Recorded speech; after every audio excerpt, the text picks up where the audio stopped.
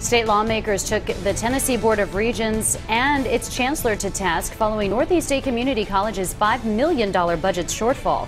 Good evening, I'm Sarah Diamond. And I'm Josh Smith. Remember, the college's financial trouble really led to massive cuts earlier this year. Nate Morabito found out local legislators questioned the agency in charge of oversight during a recent subcommittee meeting in Nashville.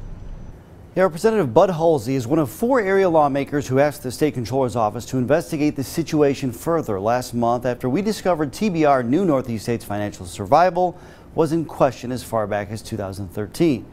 Well, while state auditors review the situation, Representative Hulsey asked to share his concerns directly with TBR leaders at a higher education audit meeting, and he did not hold back.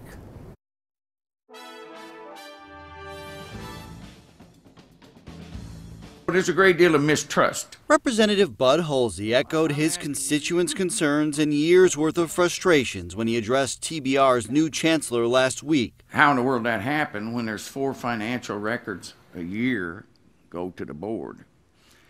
Red flags everywhere.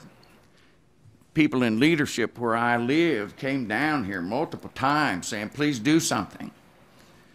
And it was ignored. Although Dr. Flora Tydings wasn't in charge in the years leading up to the budget problems at Northeast State, she did take over as chancellor before the school eliminated dozens of positions. One of them in my district spent 26 years there, lost her house when she lost her position. Not only did Representative Hulsey question TBR's former leadership, he also questioned former Northeast State President Dr. Janice Gillum. In the same time that was going on, she created jobs for high-paying positions, at least 10 I know of. In her response, Chancellor Tydings reiterated what TBR has repeatedly told us. So I feel like we're in a good position there now. Asking her vice chancellor to address some of the steps the agency's taken to try and prevent future budget problems, which include better training for college presidents about financial indicators, corrective action plans when necessary, and more accountability. We, I think, have improved the education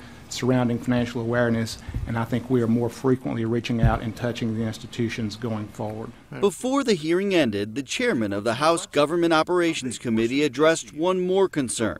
It really bothered me that I had to get involved. The fact Representative Hulsey came to him last month saying TBR was unresponsive to his concerns for 2 months. You need to call him back. The chancellor apologized for the communication breakdown. I apologize because I had absolutely no idea that he'd been trying to get in touch with us for 2 months. And when you told me that, I immediately picked up the phone and called.